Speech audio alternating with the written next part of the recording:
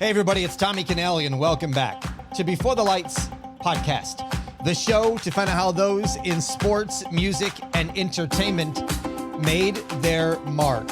He has over 10 studio albums and has worked with the likes of Boz Scaggs, Elton John, Amy Grant, Barry Manilow, Donna Summer, Nancy Wilson, Neil Diamond, among many others.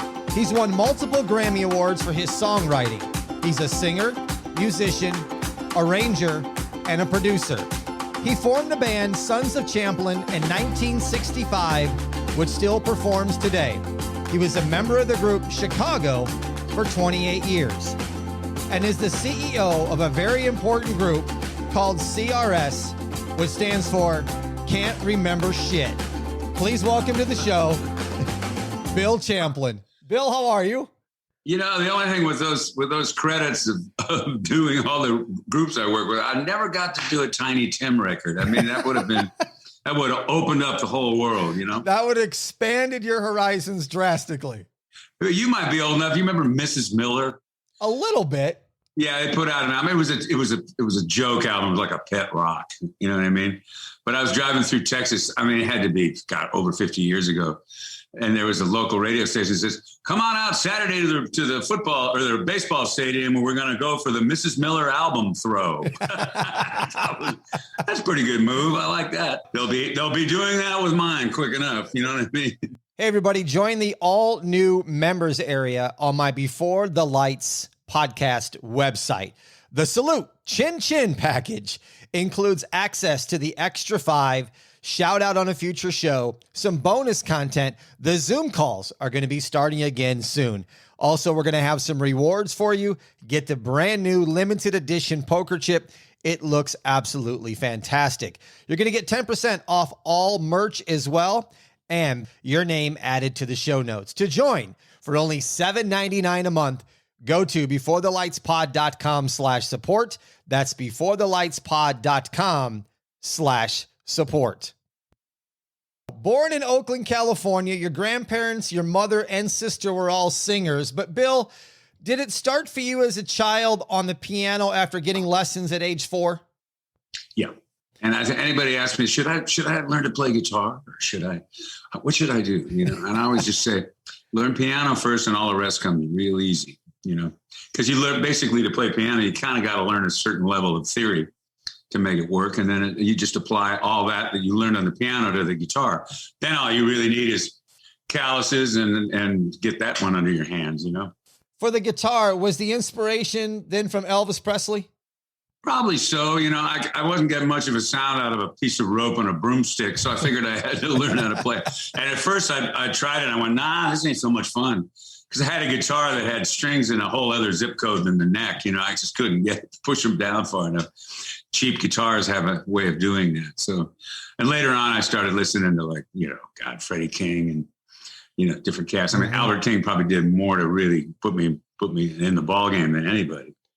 And I think for rhythm guitar, I always look up to Steve Cropper from Booker T and the MGs and all the records he produced for Otis Redding and Sam and Dave and Wilson Pickett and all the whole thing.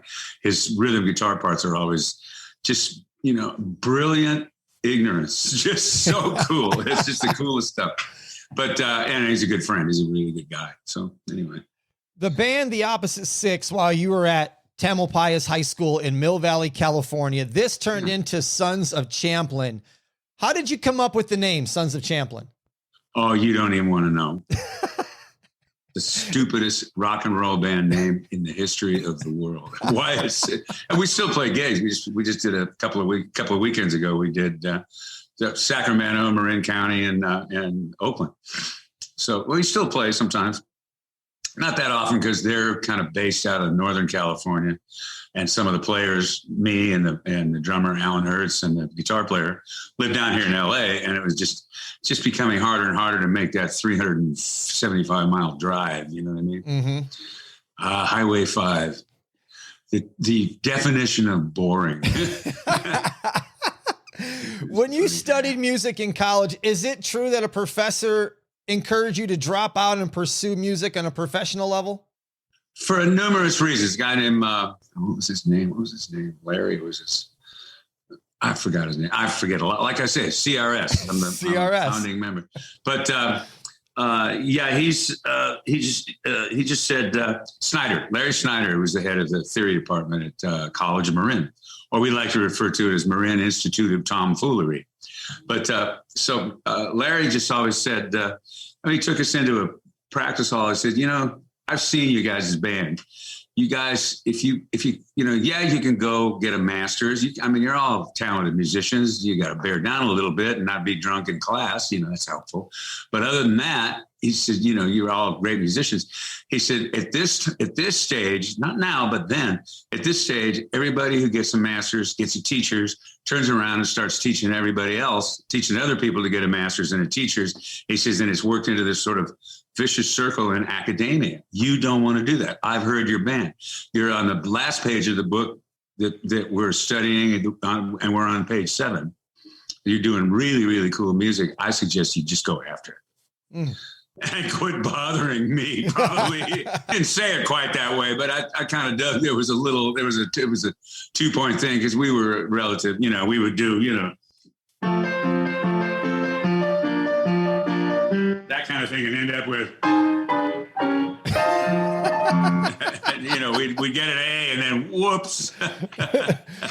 When did you start writing music? I think I wrote my first song when I was about 14 or 15. It was a blues. And then in 1977, at 30 years old, you moved to LA. What was the music scene like in LA at that time? Well, the music scene had been slamming. You had Mamas and Papas and Sonny and Cher, Jan and Dean and a lot of Beach Boys, all that kind of stuff had already been kind of established, but there was a whole new world of cats really kind of building a whole new thing. And it kind of came out of Steely Dan in a lot of ways because Steely had this thing where they had kind of straight ahead, really great sounding pop songs, but music kind of took them this way and they followed it rather than saying, no, I want to stay with what's working. They just went, let's go with where it tells us we want to be. And a lot of people, especially a lot of the session cats around, could do that. And they understood that. Most of them probably had a certain level of jazz training, at least, Jay Graydon's a crazy bebop guitar player. Greg Matheson's a great bebop piano player, but he's also a great R&B producer, arranger, and songwriter. I write a lot of stuff with Greg. He's one of my favorite musicians, As a producer, it's funny. He's so great. He's such a good musician and can go anywhere with it. But the songs the hits that he really got were Hey Mickey and Whip It. He just happened to get those projects, and those are the ones that he got really big studio success. So people don't realize this is a monster musician, so far ahead of anything that was on either of those records, Mm-hmm.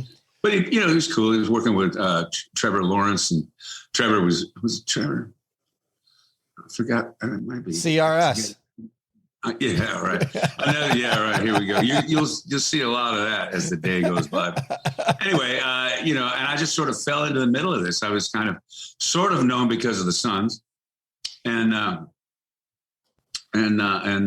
guys, when I kind of hit town, certain level of cats that I became really good friends with. I'd already worked with David Foster when he was really a session player and a string arranger. Keith Olsen was producing the Circle Filled with Love album for the Sons. He says, I think you need strings on a couple of these things. It'd be really lush and nice. I know a guy. I said, who do you get? Who are we going to get? And I popped up a handful of names of people that were known. He says, there's this new guy in town who's really good, David Foster. And the minute we met, we just became fast friends and started working together, writing together, and David, I remember I said, I want to have David Foster produce my album. I said, he's just a session piano player. He'll never be a producer.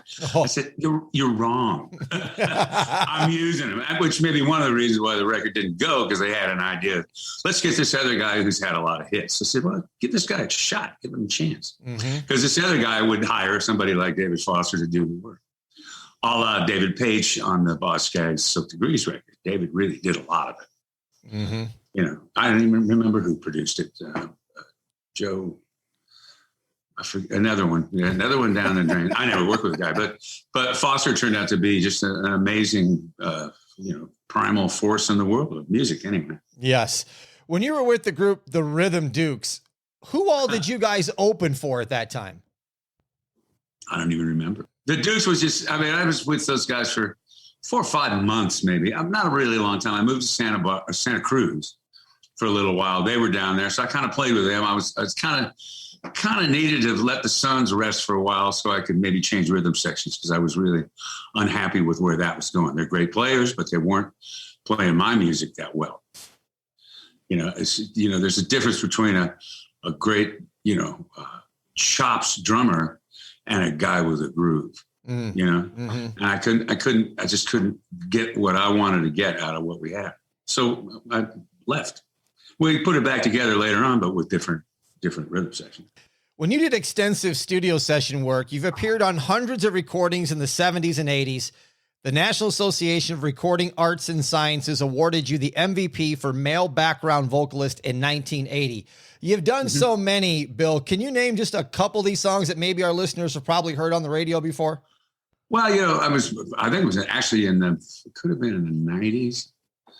Late 80s, we did actually Jason Sheff, who kind of replaced Peter Cetera as the higher singer in Chicago. We went and did a session for Jay Graydon, and he was producing Kenny Rogers. And 20 years ago, remember the song 20 years ago that Kenny put out? Anyway, neither here nor there. So, we got to the chorus, and Jason and I pretty much sang the chorus of that. And I worked with Nancy Wilson, a jazz singer. She just passed away a little while ago. She was insanely great. One unbelievable. Dionne Warwick. I did some one Boz Scaggs record was me and David Lasley and Luther Vandross singing backgrounds on most of them. So not Silk Degrees. What am I talking about? What's the name of it? Once again, lost it again. CRS. Yeah. Were you on Isn't She Lovely with Stevie Wonder? Were you on that tune? Not with Stevie, but I did a version of it on a Lee Ritenour album that got a lot of notice, including from Stevie Wonder. Stevie tried to call up the record company that I was signed to with the Sons, and tried to get an okay for them to Lee to release mine as a single, and the head of the record label said no.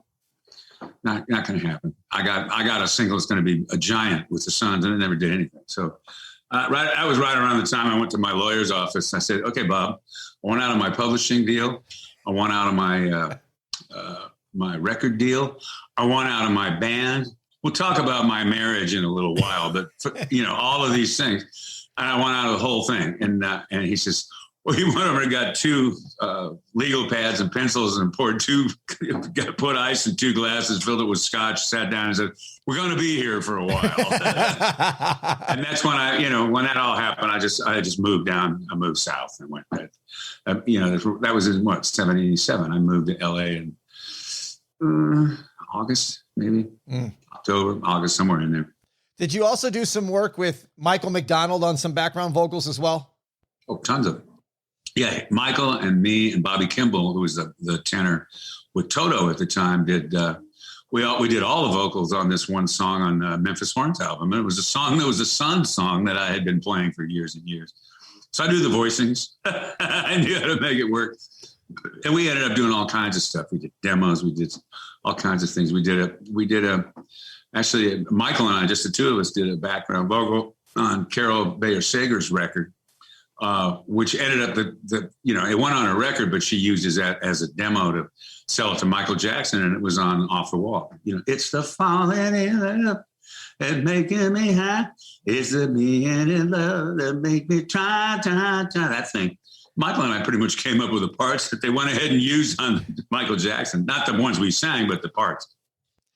In 79, you did some background vocals on the LP 9 Lives for REO Speedwagon. Listeners, a couple songs on that record are Only the Strong Survive and Back on the Road Again. Bill, that album seemed like that was the last album that REO Speedwagon really had that rock edge sound to it as well. Well, REO Speedwagon was managed by John Barrick, I was also managed by, not with Chicago, but with my solo projects. And John's a sweet guy. I think he manages Journey right now, the last I heard.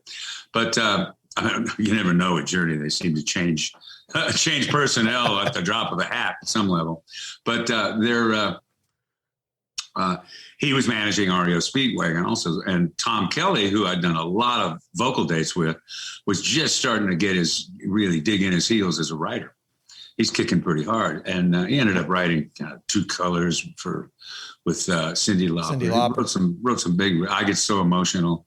But a handful of great records. Tom's a really great. Tom and his partner have written some monsters. So he wrote a couple tunes, for them, and said, "Hey, man, you want to come do some background?" I did it. It was one of those ones. I was so busy that week. I went and knocked it off and went home. I don't even remember. I barely remember the date. In 1980, you won a Grammy Award for the Best R&B Song, co-writing "After the Love Is Gone" with Jay Graydon and David Foster. It was performed by Earth, Wind and Fire. Was this song anything that you thought about possibly recording yourself before they got it? We wrote it for my album. Oh, okay. Then how did they get it? We were just finishing up the single album, and David was catching a gig as a piano player, just a session guy for Maurice White for an Earth, Wind and Fire record. I think he was playing on September. And they were rolling the tape back. You can't do that. Pro Tools, you just go start. Yeah. They were rolling the tape back, so there's always a little bit of extra time, and David started just playing the song. And Maurice came, he came walking into the studio, walked up and said, "What is that?" He said, "It's a tune we've written for Bill's album." Bill Champlin. Oh, cool. You want to hear a cassette? He said, "Yeah, we'll take a break." Put the band on a 10-minute, and David played what I had recorded, played it for Maurice, and says, "If Bill will agree to not release it, we'll cut it."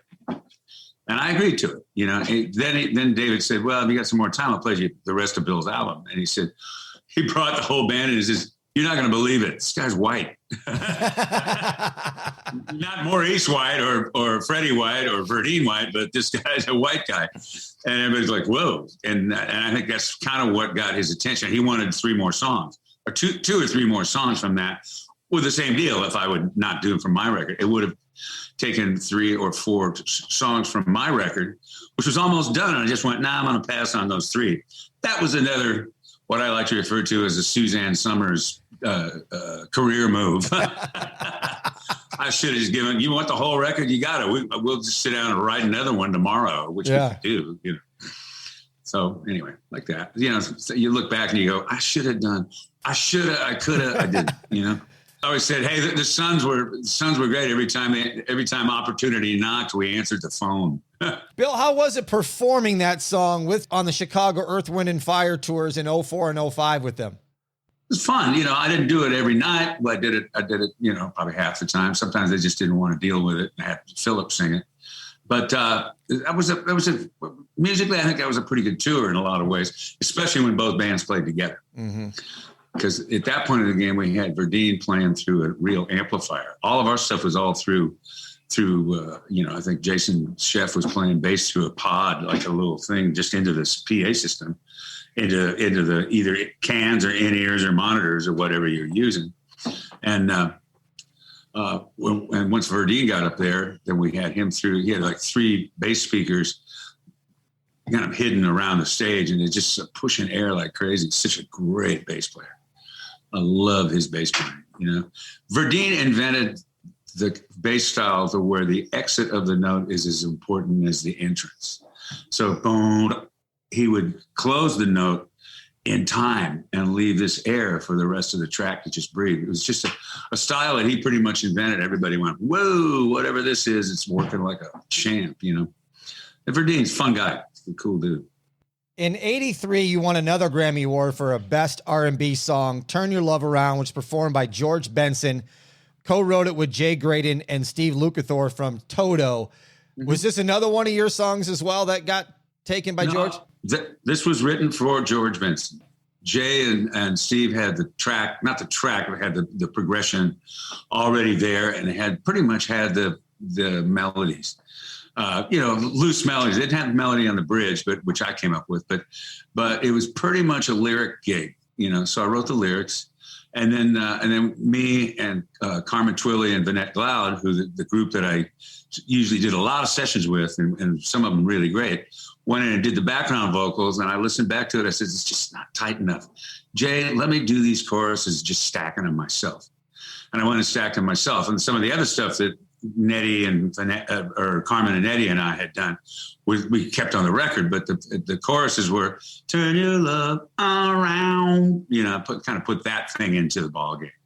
And we did a demo of it. And Jay says, "Hey, just do it your own way." And George said, "The way Bill's doing is fine. I'll just sing that." He's a really good guy, and it's if he could only play the guitar, forget it. Like George Benson is probably the best bebop guitar player ever. I'm talking ever. I have that tune on a 45 vinyl that I still play to this day. Oh, great. You haven't taken it to the annual Frisbee contest No, yet, I love the tune. In 78, the day after Chicago guitarist Terry Kath died, who was the founding member of the band, they reached out to you to audition, but you declined. Why did you decline at that time? I got a call from the manager or soon to be Full Tilt manager, but I think he was like a co-manager of Chicago at the time after Terry died. And they all kind of knew they were going to keep going in some form or another. So I got the call. What happened was what I understood about the call, it was the guitar chair. And yes, I do play the guitar. Yes, I can solo once. I'm not, it was just too big a pair of shoes for me to fit in. I could sing all the stuff. It'd be fine.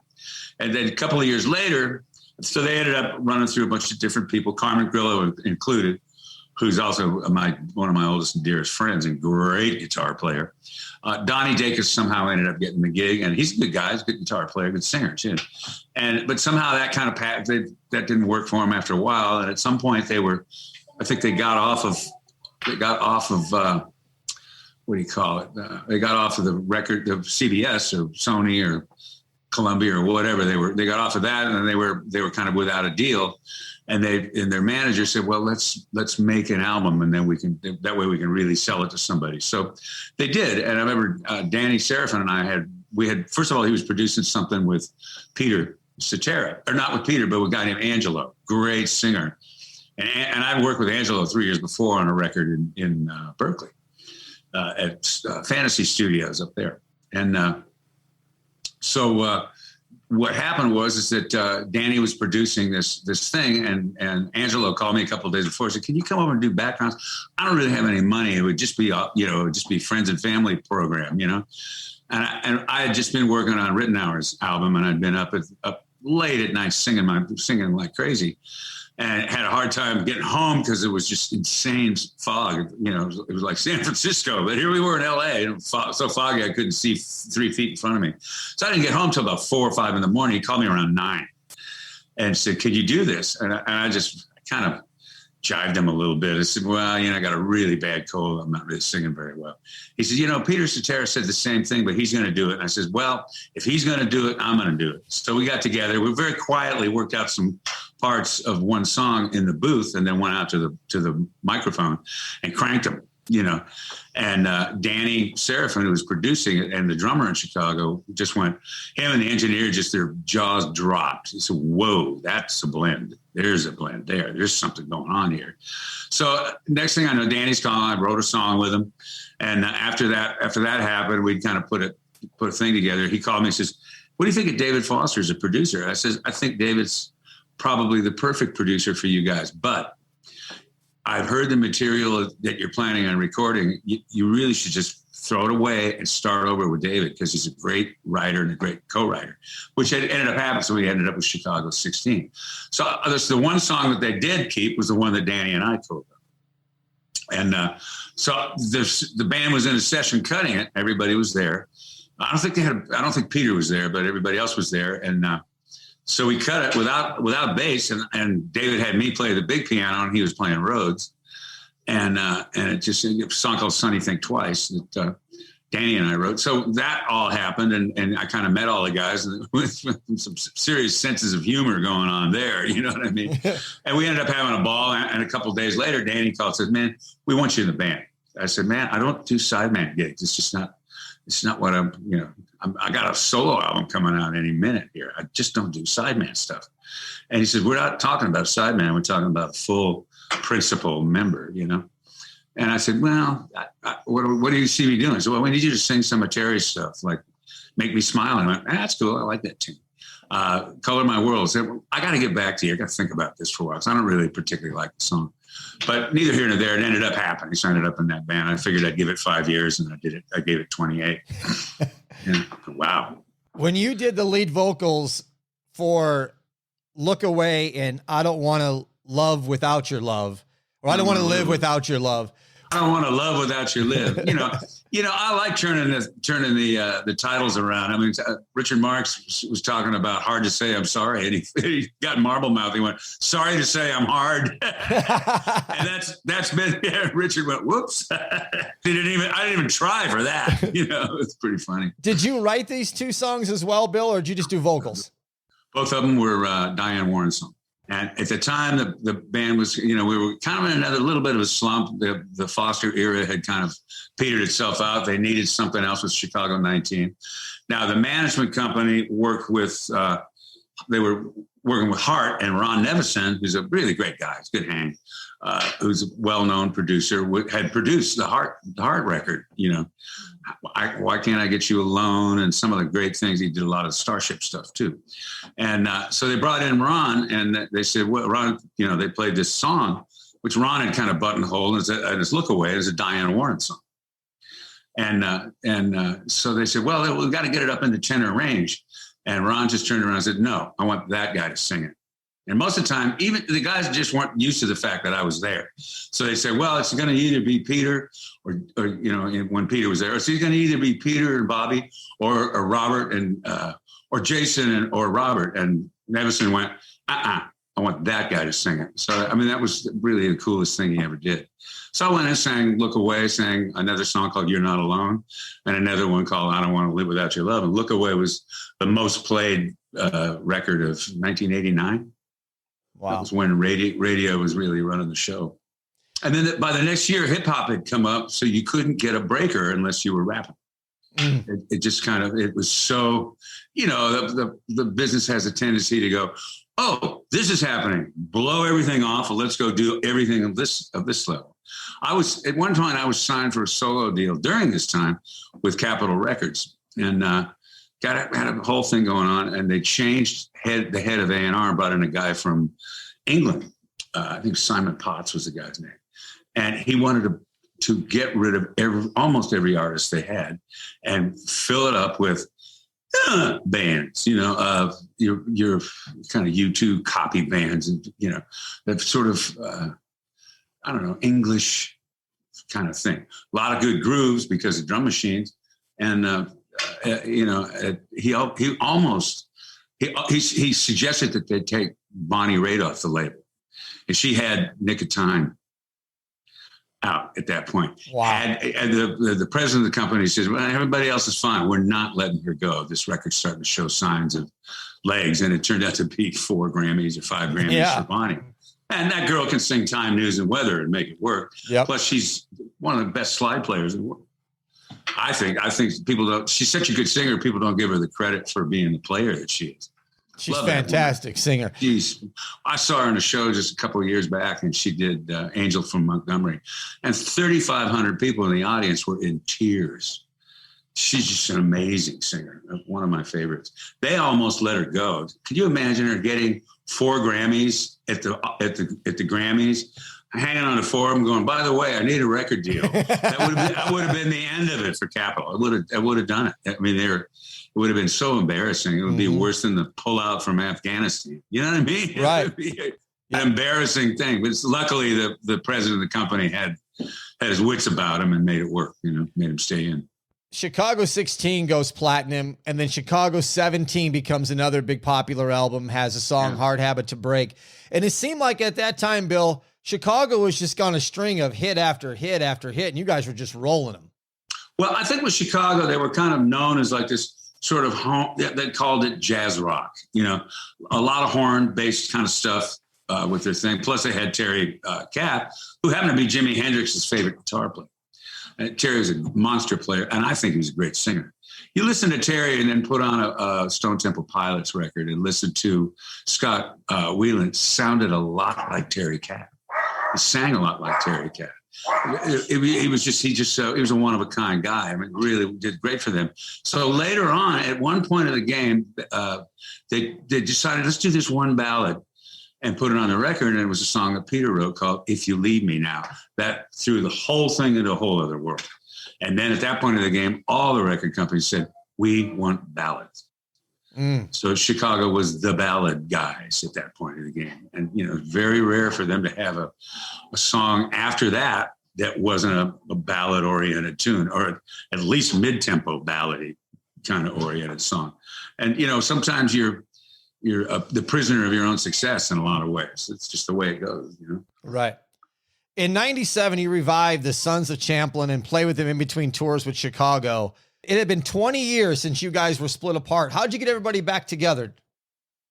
It was really funny because I got a call from Rita Gentry, who worked for Bill Graham Presents when Bill was, I think maybe Bill might have been gone. I'm not even sure. But she said, you got to put the Sons back together again for a handful of gigs. We'll get you at the Fillmore for a couple of nights. We'll make it happen. And I thought, well, okay, we can do another gig in Santa Cruz. We actually played our first gig. We actually played in at what was called Billboard Live on Sunset Strip. It's now called the Key Club, I think is what it's called. But a nice venue. It was all, and the joint was packed. Prince was at that gig. I didn't find that out until 2 years later. They had a little special VIP room that he owned, and he was there. I met the guy who was kind of the security guy in the room with him, and I said he was jumping around like crazy. Loved you guys. It was amazing. He didn't come down and say anything because that's just not his way. Or it wasn't his way at the time, but it was kind of cool to see somebody that big who'd paid attention during his upbringing and saw, hey, here's something going on. This is happening. In 88, you sang the theme song of the TV show In the Heat of the Night. And then in 1990, you wrote, produced, and sang lead on Hearts in Trouble for the movie Days of Thunder. Mm-hmm. This was your song, but it seemed like it was released by Chicago. Is that not correct? Yeah, it was. I mean, they wanted, Bruckheimer and Simpson wanted the song in the movie, okay? But they wanted a bigger name than who the hell is Bill Champlin? I mean, outside of Chicago, nobody knew who I was. And Dennis McCoskey, who co-wrote the song with me, he went, hey, listen, if we could get Chicago to do this. So really, basically what we did is had Chicago put some horns on it at my house, in my studio. They knocked off some horns on it, just the horn section. And hey, I played harp on that thing, if you can believe that, my 2 harp licks.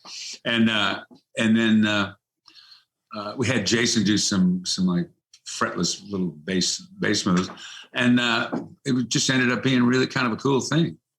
We missed a really big record right there because I think that Tom Cruise held back the video because he wanted a little more kissy face with Nicole, who he the first movie they did together. And so that holding that video back kind of held back the release date. And I think the Bon Jovi had a tune called whatever it was called. It was a very similar kind of song, kind of a swampy thing. And they just hit the radio before we did, beat us to the punch. And I was like, wow, it's just another one of those great timing moves. Missed it by that much. You departed the band Chicago in 2009 to go back into your solo career. Yeah. And looking back, you said you were thinking about giving it 5 years. You ended up with 28. Looking back on your time with Chicago, do you have any regrets about it? Well, I gave up a good portion of my life for a band that is doing everything they can to erase me from history, from their own history. So it's, I guess no good deed kind of goes unpunished at some level, but it just ended up being, if I have regrets, it's because of the years that I gave up. When Look Away came out, one of my manager, it wasn't my manager at the time, but John Barrett still called me to his office. I had a different manager at the time, Bill Thompson from San Francisco. And that wasn't really working that well. And John called and said, Bill, you got a #1 hit. I can get you a solo deal tomorrow. And I went, I can't really leave these guys at this point. This looks like it's going to kind of put them back on the map. If I bail, it's going to pull all the momentum to get to this point out from under. I said, I'm not that happy with the band, but I did Loyal Guy. And I look back on that as like, that was a real choice moment. I made a choice, and I made the choice to be a loyal band guy. They'd made some money for me over the years. And they work all the time. There's a lot of different kinds of projects. Their project is that they just never get off the road. They work all the time. Or in those days, they didn't work that much, but they worked, every once in a while you get a month off. It doesn't happen anymore. The last 10 years I was in that band, there was, hey, I need to take a vacation. Well, we just booked some gigs over it. You'll have to cancel your plane tickets, And I never really had a chance to do anything but just that over and over and over again. So I was really obviously getting more and more unhappy with the way that was going. So things just ended up, it was probably better for them and better for me to bail out. Mm-hmm. They made sure I did. It's just my opinion, Bill. But if Bill Champlin is not in Chicago, Chicago is not what Chicago was, because there's no David Foster. Chicago 16 doesn't become platinum. All those hits aren't there. Yeah. Well, everybody thinks David Foster put me into the band. It's really the other way around. In a weird sort of way. I got called and asked, what do you think of David Foster? I said, I think he's a stone cold, in your face genius. And to not use him because of some non-genius issues is crazy. It's nuts, So it was a good move, everything like that. But a lot of people who when I did get in the band, they were going, Chicago with Bill Champlin in it ain't what the Chicago's supposed to be. Some of the people we were playing for in Chicago 16, they thought it was our first album. Some of the younger crowds. So, it's hard to say. They really, especially the horn guys, they really, really like their early stuff, and they did a remaster of the David Foster stuff and put it out on Warner Brothers. And in the liner notes, they said, we hate what David Foster did to us. I said, what? It's like putting on motor oil and say, put this in your car. Your engine's going to blow. Who's going to buy that? You know what I mean? David Foster inflated a lot of bank accounts. Yeah, I'm telling you. Bill, when I say the name George Hawkins Jr., what does that mean to you in your music? One of the best bass players and co-writers and friends any of us have ever had. George is had a deepest pocket as a player. My solo album before Living for Love, which was called No Place Left to Fall, George Hawkins, Bruce Scaggs, and I wrote probably half the record. George, I miss him so much. It's just crazy. And I was never in a band with him, but if I had any recording to do, my first call was George. And he came, he played on the first the album I did with Greg Matheson called Burn Down the Night. It was George and Tris all the way. And those two guys played on Kenny Loggins' first handful of records. It was a great bass player, great musician, one of the funniest human beings on the earth. It was always just a pleasure to work with George. Good singer, good writer. Talk to me, just a bad boy. And I just, regret that just because mostly financial, and I had a handful of kids, so he needed to take the gig with the money and not take the gig that he wanted, which was with me, because I couldn't guarantee anybody, any money at that level other than, hey, we'll do the gig and everybody will get a little bit, enough to pay for the gas to get to the gig.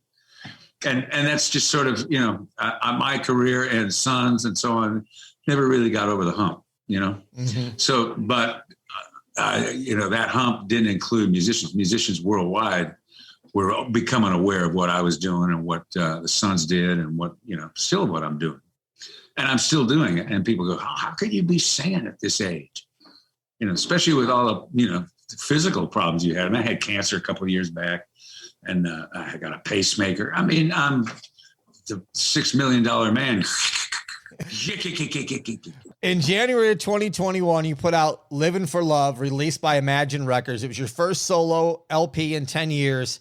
Yeah, and that picture behind me is the cover. Is the cover, which is fantastic. We wrote stuff on it, and it's a Vladimir Kush painting. We talked to to his people and talked to Vladimir, and he licensed that to us to use for an album. That is awesome. We're walking. I knew his work already, and we were walking through Vegas, and we were just killing time while we were waiting for a reservation to come up, right, at a restaurant, and there was a Kush Gallery. So we was looking at it. Tamara says, "Bill, I just saw your album cover." And there was a guy, they closed it, but there was a guy still inside. So he came, opened the door and showed it to us. And we just went, oh yeah, that's the one. That's what we want right there. So we not only bought the print, and really high quality print, we license it and use it for the album cover. Listeners, I'm going to put a link in the show notes to Living for Love. Bill, what does the music reflect for you in this album? Well, in this album, I'd read somewhere that if it isn't personal, it isn't art, And although most of the time the word art to me a lot of times is a little Hollywood. I'm an artist. No, I'm a craftsman. And I think some of the best art comes from somebody doing their craft and enough to where their chops are up and doing their craft. And suddenly something takes over and throws you a great lyric or a great progression or something really cool. And that's when craft turns into art. You look at a lot of art that survived over the millennia, and you see that it was some guy that drew something on the outside of a big giant jar that he kept his rice in, but the art on it is hung in forever. So, and he was just doing his craft, and while he had, I'll make this pretty, boom, there you go. So that's kind of where I was at with the album. I just gone through a year of fooling with cancer, which was a drag. I had prostate cancer, very aggressive, nasty stuff. So surgery, and still there, radiation and chemo. I mean, it was a hard year, and that I was diagnosed on a Monday. It was actually September 12th. I remember that because it was my sister's birthday. And the next morning, my older son, Brad, died of esophageal cancer. So I had a sick year, bad year. And I pulled out of it thanks to Tamara. She probably saved my life, keeping me laughing, because it's pretty easy to say, oh, it's that bad. Well, fuck it. I'm done. let it go, And that in some ways would have been my reaction to it. But I went, I got more to say. I'm not really afraid of dying. I just don't want it, So that was kind of where I was at with the year. It was a really nutty year. And a lot of music, a lot of lyrics, I just kind of came out a little differently. Mm-hmm. Things just started to change for me. I think a lot of it probably has to do with age other than anything else. Plus, I had enough time. Everybody said, what are you making records for? You can't make any money on them. Not now. There's no deal. There's no commerce per se, You've seen a retail record store lately? You know what I mean? It's everybody. If somebody wants to hear your music, they don't have to pay a cent. They can just get it. Yeah. And then we got all the Spotify and Pandora games. That's another lunch. You know what I mean? Right. And I just kind of, I'd been working. It took me 2 years to write a song about my son's, passing. And, a lot of country songs, somebody dies and they were an angel when they were alive. Well, this isn't the case 99% of the time. And so I had to write that song. I had to make it real. So, and that one, when people know the story, that one gets people definitely go, whoa. Yeah. There's some pretty deep stuff in there. And the fact that I came close to, I was really looking at the end there for a minute. And so I wrote a few things. And then I had not worked with Greg Matheson for a long time. And and so I did 3 songs with Greg, and that was just through the roof. Right. And then there was Bruce Scaggs, is a dear friend of mine who's written a lot of stuff with us, sent me a track. And I played the track, even through my blown speakers on my laptop, played the track. Tamara said, give me that. I said, no, we're going to do that one, And I just went, I think this, it was an older track that Bruce had in his Pro Tools, in a Pro Tools folder. I said, what do you think of this? And I heard it. I just went, oh my God, we're writing that. And I realized, oh man, I was almost in tears. I was going, we got another George song. So George was on bass on it. And George had passed away a couple of years before. And then I called Bruce, or I texted Bruce. I said, who's on drums? He said, Vinny Colaiuta. I went, holy shit, we're talking business. And the record, that song, ended up opening the album. It was great. What's it called? I forgot what it's called. CRS. CRS. Yeah. Reason to Believe. It's a really cool tune. Great tune. Bill, with everything you've done, is there a musician that you haven't worked with that you would like to, or you did not get a chance to? Stevie Wonder, you know.